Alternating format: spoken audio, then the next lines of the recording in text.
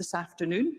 I will resume by asking Minister Jenny Gilruth if she is content that she's concluded her response, or if there's anything the Minister may like to add.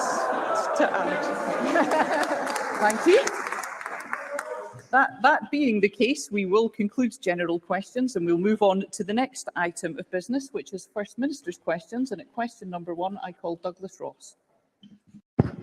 Thank you very much, Presiding Officer. And I wanted to hear about the Nairn bypass, but maybe we'll come back to that another day, because £250 million of taxpayers' money has been spent and not a single ferry built.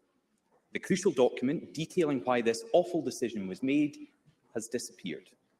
But all we hear from Nicola Sturgeon is this is regrettable. Regrettable. First Minister, when you suggested chopping off the bottom of classroom doors, that was regrettable.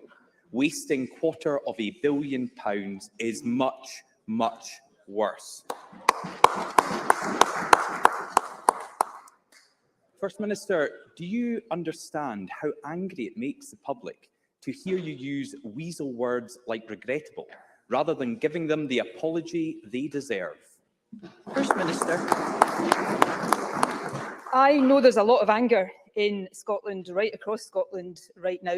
I'm not sure it's for the reason Douglas Ross has raised today, and I suspect he's going to feel the full force of that tomorrow.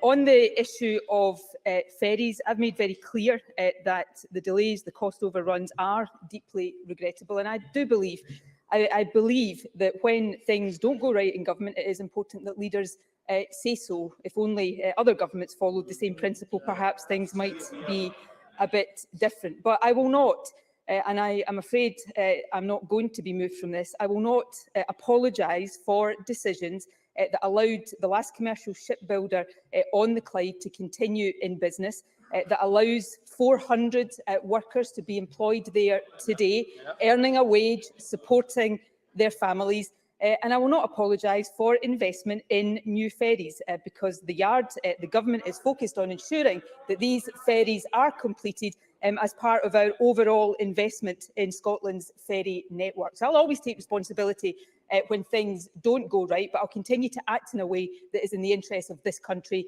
overall. And of course, tomorrow, people have the opportunity to cast their verdict on all of that.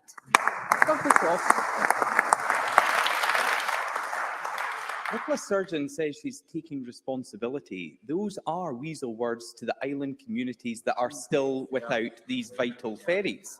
And while Nicola Sturgeon won't tell it straight, Jim McCall didn't mince his words on the radio yesterday. He called the First Minister out for lying.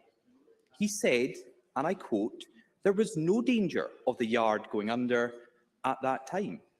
The man who this SNP government trusted to save the yard, who Nicola Sturgeon stood next to and said this was the man to turn it round, says the jobs at Ferguson Marine were safe, no matter what, because the yard had other strong contracts. Her only justification for charging ahead against expert advice has been grandstanding that she saved the jobs. Now it's emerged she didn't. The jobs were never at risk. First Minister, hasn't your main excuse just been shredded? Perhaps like that vital missing document? First Minister. Well, let me say categorically, I stand by what I said on the radio the other morning, 100%. Jim McCall's many things, but he's not a disinterested, objective observer on these matters, perhaps something that we should bear in mind. But let's look at the two key issues that I think he was taking issue with. Firstly, he seemed to claim that I said there were 400 people employed in the yard back in 2015. I didn't say that, as the transcript will show. I said that 400 people are currently employed there, earning a wage, supporting their families, who would not be in employment today had the contract not been awarded. That is just a matter of fact. And secondly, the yard would not have been in jeopardy, would not have potentially closed had that contract not been awarded. Now, that wasn't tested, of course, so that can only be a matter of opinion. But I tell you this, if Jim McCall is seriously arguing that he would have continued to invest his money in a yard that had no major contracts, then all I can say That is not the Jim McCall I know. So people can make up their own minds. What I know is that the decisions this government took have ensured that the shipyard is still open, operating today, focusing, yes, on delivering those ferries. And today there are 400 people working in that yard, 400 people earning a wage, supporting their families, as I say. And I think for all that the delays to the ferries, the overruns to the ferries are deeply regrettable, I do not regret the fact that there are 400 people employed in that shipyard today. Douglas Ross. Of course, the ferry scandal is just one example of the secrecy and incompetence that this government is famous for. Just look at Nicola Sturgeon's rap sheet of damning failures. 250 million lost on ferries, 50 million lost on BIFAB, 40 million lost on the Rangers scandal. The worst ever A&E waiting times on record. Violent crime at record highs since Nicola Sturgeon came to power. The widest ever attainment gap in our schools, with the lowest results in international school rankings. The highest drug deaths in Europe. First Minister, surely this is a record you're ashamed of. First Minister. Well, of course, BIFAB is also still open and employing people. A&E challenges for A&E services across the whole of the UK, Europe, the world, but A&E services in Scotland, the best performing of all of the four nations in the UK for 6 years. In terms of crime, recorded crime at one of the lowest levels since 1974, down 41% since this government took office. Over the long term, we've seen a reduction in police-recorded non-sexual violent crime of 36% since this government took office. Homicide cases at their lowest level since comparable records began back in 1976. And those who experience crime down and lower than in other parts of the UK. Education, 1,000 school building projects completed since this government took office. When we took office, only 61% of schools were in good or satisfactory condition. That's over 90% today. We've got lower council tax than people in other parts of the UK, lower income tax for the majority, free prescriptions. Free personal nursing care has been extended. We've got the Scottish Child Payment. We've got new benefits, the Carers Allowance Supplement, Young Carers Grant, the Baby Box, early years education and childcare trebled since the government took office, doubled in my time as First Minister. More staff working in our NHS than in any other part of the UK. More GPs per head of population. I can go on if Douglas Ross wants me to do. 100,000 affordable homes, and yet, yes, crime rates down. What have we had in 12 years of Tory government at Westminster? We've had Brexit, we've austerity, we've seen poverty increasing, we've had pension cuts, we've had tax increases, and worst of all, we've had Boris Johnson.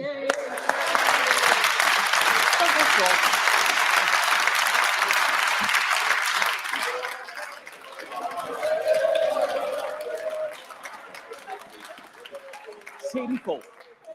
Shameful, First Minister. Shameful to the 1,319 individuals who died as a result of drugs in the last year, that they didn't even merit a mention in the First Minister's response.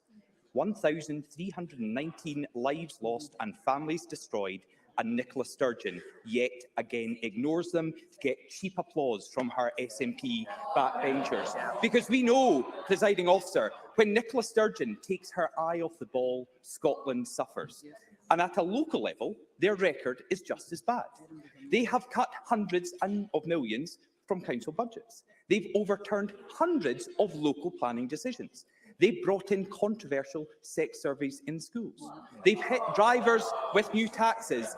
They've let Scotland's biggest city be overrun by rubbish and rats. The SNP have let people down, and Labour have helped them. In councils across Scotland, they share power.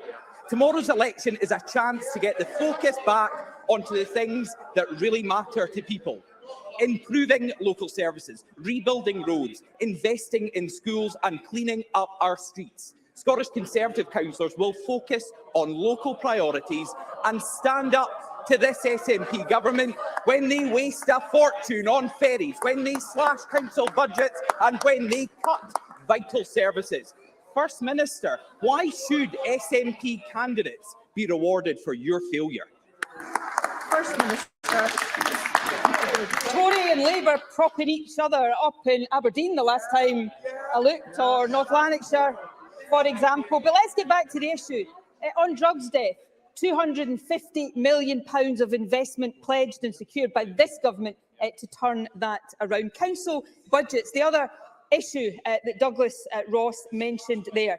The Scottish Government budget in this financial year, and this comes from the Scottish Fiscal Commission, cut by Westminster in real terms by 5%, but due to the decisions taken by this government, of course, the total funding package for local councils is up in real terms by 6%. That's the difference between the SNP and the Tories.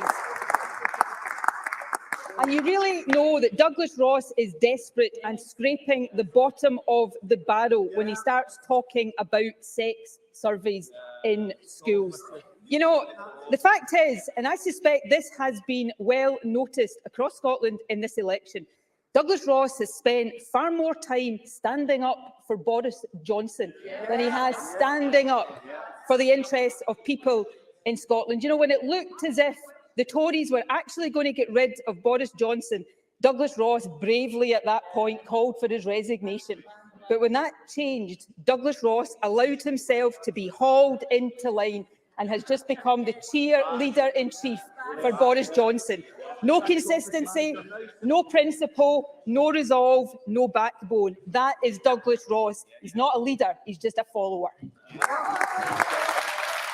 Question number 2, Anna Sarwar. Colleagues. Presiding Officer, across Scotland, local authority budgets have been slashed since the SNP came to power. Can the First Minister tell us what is the total cut in council core budgets since 2013? First Minister. In terms of, I've just said to Douglas Ross, of course, this year's Scottish Government's budget cut by over 5% and council total funding package up by 6%. These figures are real term. In terms of the period since 2013-14, local authority revenue fund is up 2.2 billion. That is 22.9% higher in cash terms this year than it was in 2013-14. And that actually compares with where Labour is in government in Wales, of course. That 22.9% increase in cash terms over that time period in Scotland is 7.3% in Wales. So councils doing rather better under the SNP in Scotland than they are doing under Labour in Wales. Anna Sarwar. You always know when the First Minister is desperate when she starts talking about Wales. I remind her she's the First Minister of Scotland and reads Scotland's national party. The answer she was looking for was £6 billion. That's what's been cut from core budgets of councils. That's what this Scottish Government's own figures tell us. £6 billion cut from local budgets since 2013. In Glasgow alone, that cut has been over £1 billion. And what does that mean in practice? Across Scotland, it means a First Minister that tweets about reading books, but it means 1 in 8 libraries shut since 2010 after a £210 million cut to library budgets. A £320 million cut for street cleaning, meaning fewer staff, more charges and less frequent collections.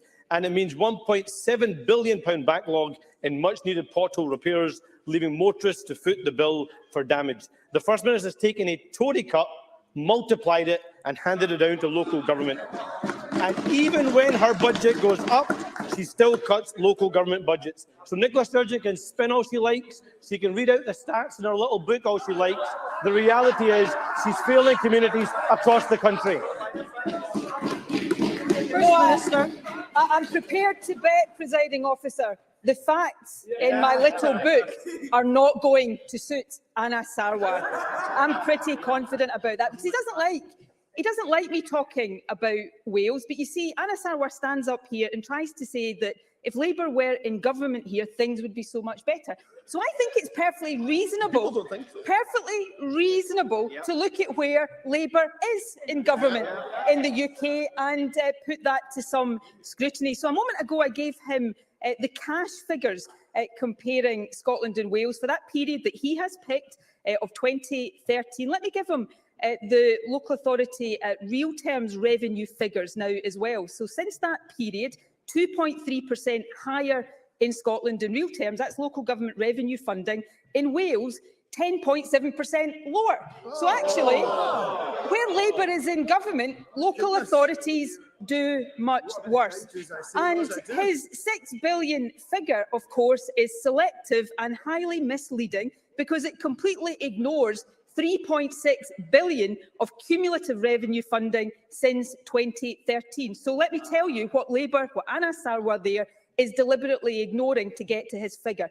£2 billion of additional funding for expanding early learning and childcare, and £720 million that goes directly to head teachers to support the most vulnerable children in Scotland. That, presiding officer, is why Labour doesn't like the facts. And lastly, we'll take no lectures from Labour when it comes to funding in Glasgow, because the SNP administration has had to pick up the pieces of the equal pay scandal that Labour presided over. Labour robbed women across Glasgow of money that was rightfully theirs. I'm proud of the fact that an SNP administration paid them that money back.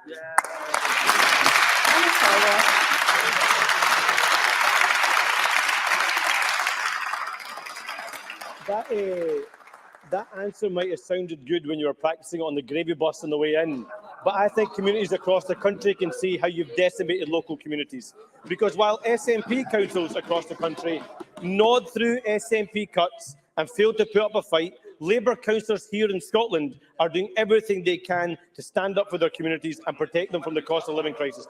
In Inverclyde, a £350 payment to 8,000 low-income households delivered by a Labour council. In Glasgow, in contrast, the SNP have cut the £100 payment to help pensioners with the winter fuel payment. In West Lothian, discounted rail travel for the over 60s delivered by Labour, but across Scotland, the SNP hike rail fares and hit hard-pressed families. In North Lanarkshire, Labour has topped up the welfare fund, supporting hundreds of families. The SNP government have refused to back Labour's plans to do the same across the country. So while Labour lead on the way on tackling the cost of living crisis, the SNP prefer to make it a constitutional debate. After 15 years in government, maybe Nicola Sturgeon should stop pretending she's in opposition and actually act to stand up for the people of Scotland. First Minister. Well, in terms of 15 years in government, just on some of the things Anna Sarwar has talked about there, let's look at benefits. It's this government that supports the welfare fund. It's this government that has established the Scottish child payment and increased that child payment. It's this government that has created new benefits. The carers allowance supplement, the young carers grant don't exist anywhere else in the UK, including where Labour is in government. It's this government that has increased welfare payments by 6%, not 3%, with the UK government. It's this government that's introduced the baby box, that has trebled early years education and childcare, all of that delivered by this government. And of course, people will have the opportunity to cast their verdict on all of this tomorrow. And I think it speaks volumes that Labour, after 5 years in parts of the country, working hand in glove with the Conservatives and council administrations, that Labour is in a scrap for second place with the Conservatives. That's the summit of Labour's ambition. Well, my ambition is to win the election so that the SNP can go on delivering real improvements for people right across Scotland, and I am happy to let the people of Scotland be the judge of that.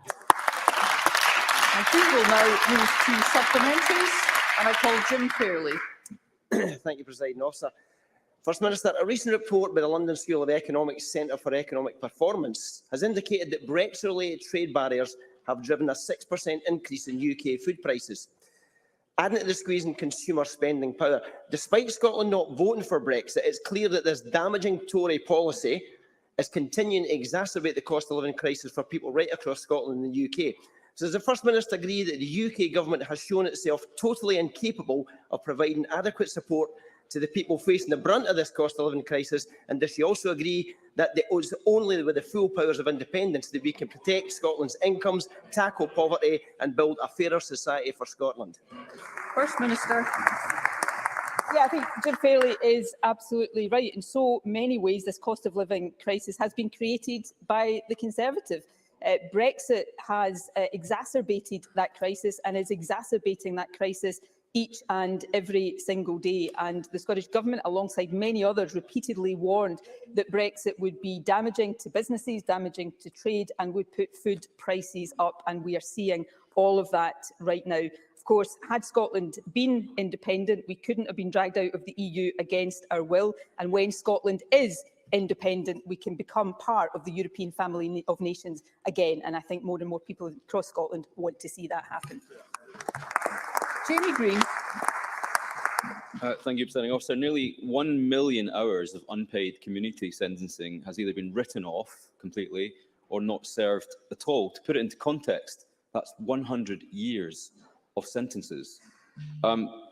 Does the First Minister, off the back of this statistic, still have full confidence in her policy on community sentencing? Because let me assure her, the victims of crime that I speak to don't. First Minister. Yes, I do, and I think it is misleading to cite hours in that way, because there will always be hours in the system of unpaid work that haven't been done, but they will be done. Obviously, there has been a COVID impact on this, but sentencing ultimately is a matter for courts. Community payback orders, though, are a credible community sentence which make individuals pay back to the community while being punished for the crime they have committed. So yes, I do have confidence, and we continue to work with the justice sector to ensure recovery from the COVID impacts. Sarah Boyack. Thank you, Presiding Officer. Can I draw members' attention to my register of interests? The First Minister may be aware of the story of Edinburgh resident Callum Grievers, who's got muscular dystrophy and needs a suitable home, with 2 bedrooms on the ground floor close to his family and care team. But after being told he may have to wait 3 years to access social housing, he crowdsourced £32,000 for a deposit to buy his own home with the help of the government's LIFT scheme. With average prices in Edinburgh being double that of the scheme's limit, what does the First Minister say to Callum, who now feels left at the mercy of an out-of-control property market? And will she and the Scottish Government now take urgent action on the housing crisis facing our capital city? First Minister. Can I thank Sarah Boyack for raising this case? I don't know all of the details of Callum's case, although I'm certainly happy to look into it. But Shona Robinson is indicating to me that she is aware of this case and is already looking into that, and she will write to Sarah Boyack with further details when she has the opportunity to do that. We are working more generally. Obviously, I am upset to hear about Callum's situation and want to do anything we can to help. More generally, of course, we are working with councils to ensure a continued supply of affordable housing. We've got a very good record on that and want to build on it. Once we see the councils elected tomorrow, we look forward to renewing that constructive partnership. Christine Graham. Thank you very much, Presiding Officer. First Minister, will you join with me and I hope the Chamber in celebrating Poland's National Constitution Day, which was yesterday, 3rd of May, celebrating and commemorating the declaration and adoption of Poland's first constitution on 3rd of May 1791, particularly in these days when Poland is doing so much to support its troubled neighbour, Ukraine? First Minister. Yes, I'm very happy to take this opportunity to congratulate Poland and the Polish people on their National Constitution Day. I recently had the opportunity in London to meet with the Polish ambassador and express directly to him the gratitude I think many people feel to Poland for the help they are giving to Ukraine, and in particular the help they are giving to those displaced from Ukraine. So we wish Poland and the Polish people well. Maurice Golden. Thank you, Presiding Officer. This makes a total mockery of the 6-year campaign battle for Frank's Law. The buck stops with the Scottish Government, no matter what excuse it comes up with. Ministers need to explain why I was misled in this way or dare I say it, even lied to. That was Amanda Capel's reaction when she heard the SNP had broken their promise to double ring-fence funding for Frank's Law. Amanda is in the public gallery today, so can the First Minister answer Amanda's question? Why was she misled in this way? Well, First firstly, Minister. I would take the opportunity, as I have done personally to Amanda previously, but since she's in the chamber today, I will do so again, to thank her for her campaigning. I do not consider that she was misled in any way. I'd be happy to speak directly to her about this. Frank's Law will be implemented in full. The funding has been made available, but more important than that, there is a statutory entitlement to that. So it is the law that Frank's Law, that's why it is called Frank's Law, has to be met by councils. I consider this to be really important, as I know for obvious reasons Amanda does, and I want to reiterate the commitment to her today that Frank's Law will be implemented and implemented in full. Jackie Baillie. NHS staff have received a temporary increase in their mileage rate in recognition of the substantial increase in the cost of fuel, and that is welcome. But there was no similar increase for social care workers, many of whom in the private sector are only being paid 25 pence per mile. So they are effectively subsidising their employers, and they're leaving the sector because they can't afford to do this. The Minister's response to me in a parliamentary question was that the Scottish Government were in discussion with COSLA about this. But I have correspondence here that directly contradicts that claim. There has been no engagement with COSLA about this. I'm sure the First Minister will agree with me that being disingenuous with the Parliament is unacceptable. But will she insist on urgent discussions now to ensure that care workers get an increase in their fuel allowance that they absolutely deserve? First Minister. We will do everything possible to ensure that social care workers are treated fairly. There is a difference, of course, and Jackie Baillie is well aware of this. In fact, I think she referenced it. Government is not the direct employer of many social care workers because they are either employed by local councils or indeed by private operators. So it is not as straightforward as it is with the NHS. However, I will ensure after councils are re-elected tomorrow that there is engagement with councils, with COSLA, to see if we can take forward an agreement that ensures that social care workers are treated fairly in these really difficult times for everyone. Question number 3, Gillian Mackay. To ask the First Minister whether she will provide an update on what the Scottish Government is doing to support households through the cost of living crisis. First Minister. But we're currently doing everything we can, and we will continue to do so within our powers and resources to help people facing the impacts of higher energy bills, increased food costs, and of course the UK Government's national insurance hike and interest rate rises. However, it is a fact that most of the resources and levers to tackle this crisis lie with the UK Government, and we need to see the UK Government do much more. However, through our own cost of living support, through our spend on Scottish social security payments, many not available elsewhere in the UK, we are set to invest almost £770 million to tackle the cost of living crisis this year. Of course, we will also lift an estimated 50,000 children out of relative poverty through the Scottish Child Payment. Gillian Mackay. I thank the First Minister for her answer. A Tory hard Brexit has hit food supplies. Tory social security cuts have hit household budgets. And Tory obsession with fossil fuels means soaring energy bills. People are struggling with a cost of living crisis that is entirely of the UK Government's making. And in Scotland, we are doing what we can to mitigate.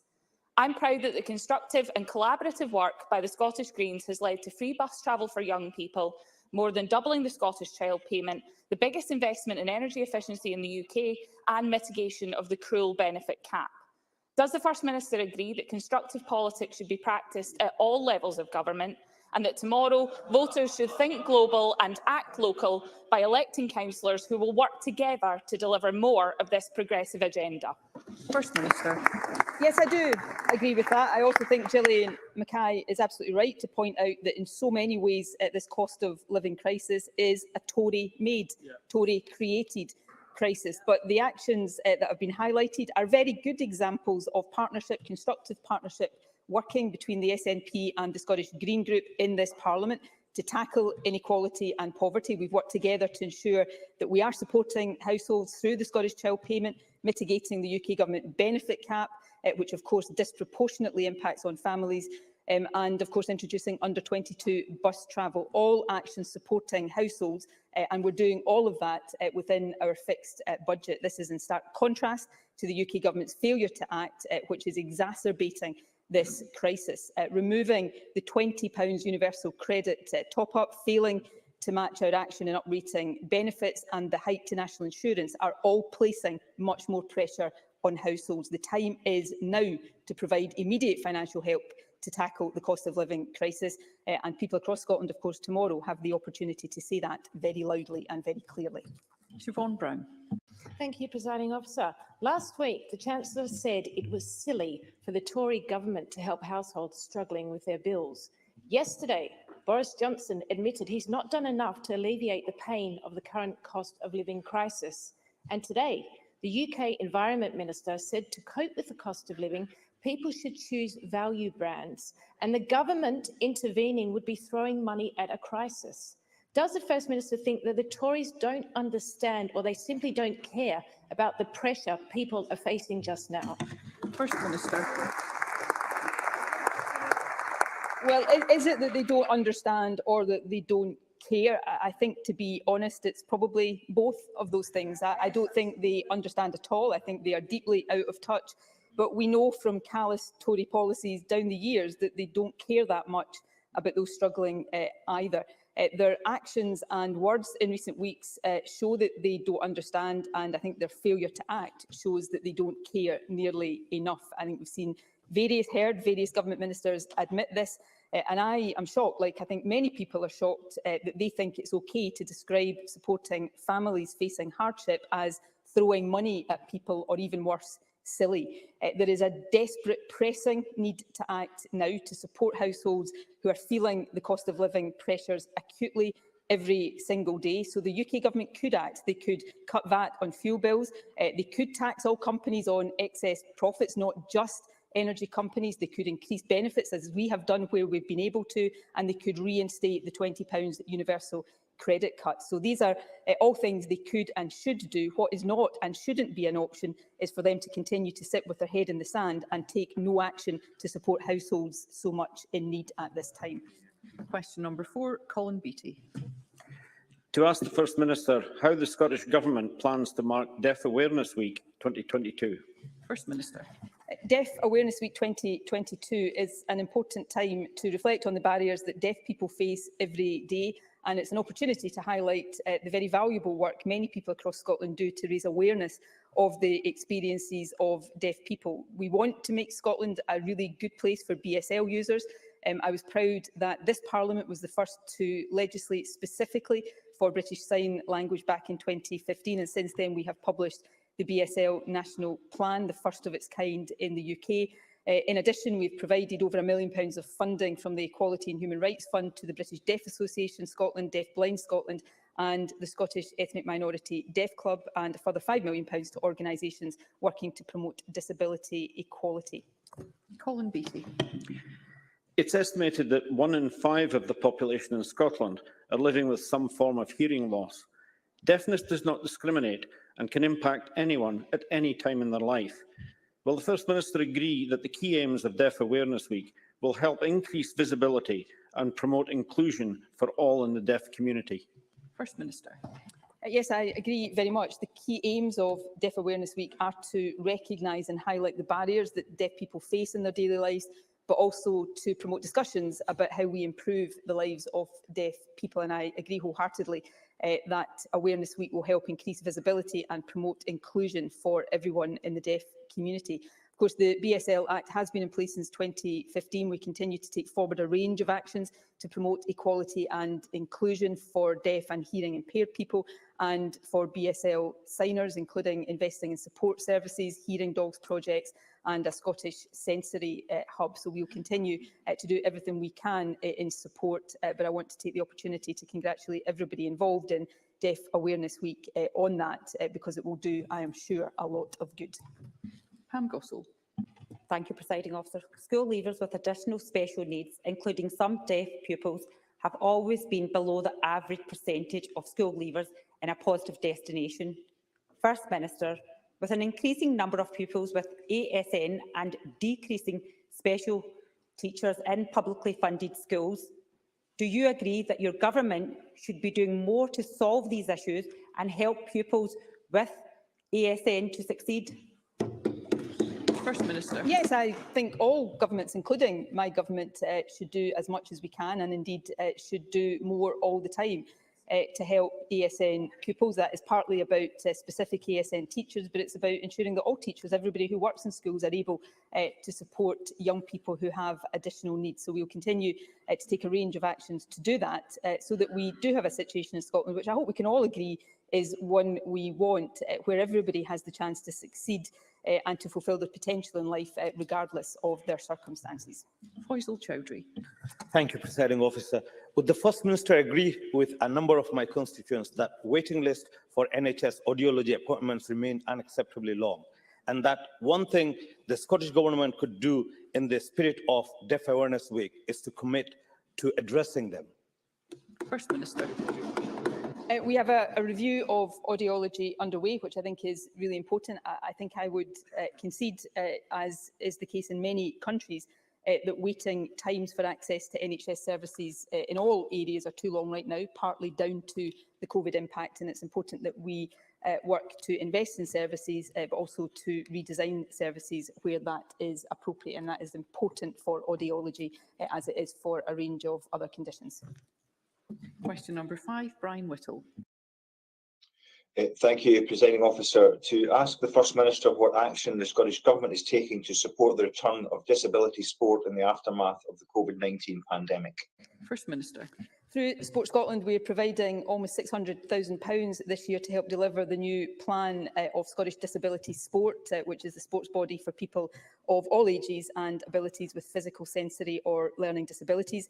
This launched in April 2021 and sets a clear vision that sport and physical activity in Scotland is welcoming and inclusive for participants with disabilities. And this comes in addition to last summer's Get Into Summer programme that included targeted sessions at grassroots level for children and young people with disabilities. Brian Whittle. I thank the First Minister for that answer. But sport in general has taken a significant hit during COVID, many being unable to participate, the impact of which we are already beginning to see in both the nation's physical and mental health. Disability sport has been disproportionately affected with sports like power chair football, which I think is a fantastic sport, allowing the inclusion for some of the most disabled athletes, struggling to regain and recruit players. First Minister, these crucial outlets for inclusion will not recover and thrive without direct intervention from both Scottish Governments, local and national. So can I ask the First Minister, what specific consideration has the Scottish Government given to actively encourage and enable disabled sports recovery from post-pandemic? First Minister. I agree very much with the sentiments of the question, and I agree about the importance of sport generally, but also ensuring that people with disabilities are able to fully participate in sport if that is their wish, but also physical activity. I already spoke in my original answer about the funding that we have made available, and I'm very happy, in light of this question, to look at what further action we can take to try to support the recovery from the COVID impact of sport in general, but disability sport in particular, and I'll ask the Minister in due course to write to the member with further details of that consideration. Question number 6, Claire Baker. Thank you. To ask the First Minister whether the medication-assisted treatment standards have been fully embedded across Scotland. First Minister. Work to embed the MAT standards by local services and alcohol and drug partnerships is ongoing. It is a crucial and significant undertaking. The Minister for Drugs Policy committed to provide updates to Parliament on the progress of the MAT standards on a 6-monthly basis, and will provide a full update and report to Parliament next month. This will follow the ongoing evaluation of local progress from each health and social care partnership area, and later in the summer a subsequent report will provide further detail of the work undertaken in each area, and this work of course is being supported with annual funding of £10 million over the next 4 years. Claire Baker. Thank you. In March 2021, the Drugs Minister pledged that the MAT standards would be fully embedded across the country by April 2022.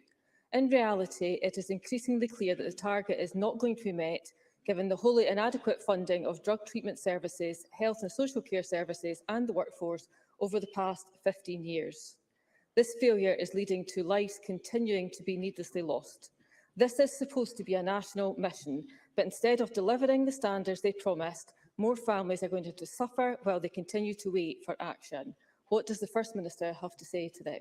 First Minister. Well, I recognise the importance of the MAT standards, and the Government is doing what it committed to do. It is important that these standards are embedded in every local area and that they are then properly implemented, and that is the work that is underway and the work that the Minister has committed to report to Parliament on regularly. The standards, and it's important to be clear, apply to all services and organisations responsible for the delivery of care, and access to treatment is a key part of supporting those who use drugs, and of course is a key part of our overall strategy to reduce deaths from drugs. So the Minister will report next month, but this work continues to be of the highest priority for the Government as a whole. Thank you. We return to general and constituency supplementaries, and I call Claire Adamson. Thank you, Presiding Officer. To ask the First Minister whether she will provide an update on any discussions the Scottish Government has had with the UK Minister for Brexit Opportunities in light of the potential impact on Scotland of his reported comments regarding the Northern Ireland Protocol. First Minister. Well, we remain very deeply concerned about the ongoing dispute over the Northern Ireland Protocol. The protocol is, of course, part of the EU-UK withdrawal agreement. At the time Boris Johnson signed it, he described it as a fantastic moment.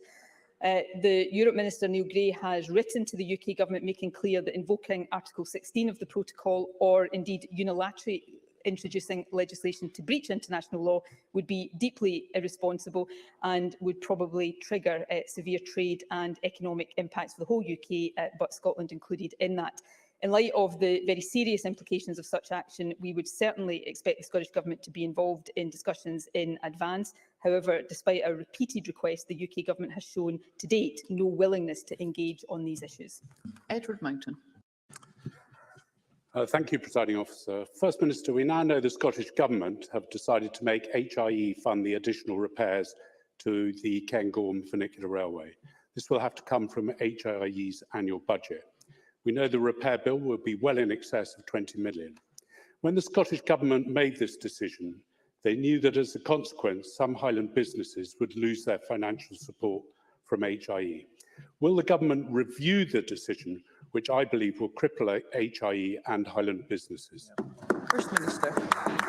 We want to support Highland businesses, and we'll continue to work with High to make sure that we can deliver on its priorities. I will look at this particular issue in light of the question in more detail, and happy to come back to the member in due course once I've had the opportunity to do so. Mercedes Fialba. Police Scotland's International Development and Innovation Unit continues to provide training to some of the world's most serious human rights abusers. In Colombia, where there is evidence of human rights abuses committed by the national police, including the killing of protesters, Police Scotland officers continue to provide training. Given the evidence of human rights abuses committed by the National Colombian Police, can the First Minister explain why the Scottish Government approved the deployment of Police Scotland officers to Colombia? First Minister. Operational matters are for the Chief Constable, and I'm sure the Chief Constable will pay attention to this exchange. I recognise these issues can be sensitive and controversial, but it is really important to recognise that where Police Scotland provide support and training to police forces in other parts of the world, it is about enhancing human rights and ensuring that police forces in parts of the world where that has not always been the case are trained in a human rights approach to policing. But I recognise the concerns that can be addressed here, and I will ensure, or I will ask, the Chief Constable, of course, is independent of government, but I will ask the Chief Constable to write to the member in more detail about these particular issues. And Sue Webber. Thank you, Presiding Officer. First Minister, Scotland has been trailing behind other parts of the UK for some time now on the resumption of breast cancer screening for those aged over 71. This is having a real impact on women aged over 70. Just last week, I was contacted by a woman from Edinburgh who had a request for a mammogram twice refused by NHS Lothian. Margaret was able to get an appointment, however, at Newcastle, where screening revealed an invasive lobular breast cancer, which needed to be removed by surgery and follow-up radiation. So can I ask you, First Minister, 3 simple questions? If other UK nations can continue to screen, why can Scotland not do it? In the meantime, does the First Minister think it's acceptable that Scots should have to travel to England for screening?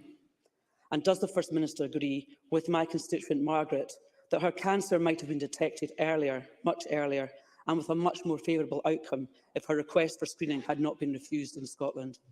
First Minister.